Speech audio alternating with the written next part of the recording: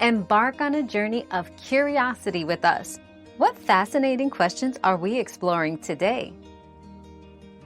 Yes, a warm bath can indeed help with muscle recovery.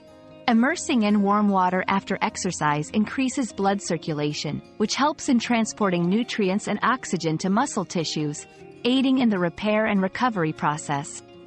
The warmth also helps to reduce muscle tension and alleviate soreness, providing a soothing effect. Adding Epsom salts can enhance this effect by providing magnesium, which is beneficial for muscle relaxation. However, it's important to wait for at least an hour after exercising to avoid overheating. This simple, pleasant recovery method can be a valuable part of your post-exercise routine. We've quenched today's curiosity, but there's always more to learn. Keep the curiosity alive by subscribing and joining us for our next adventure.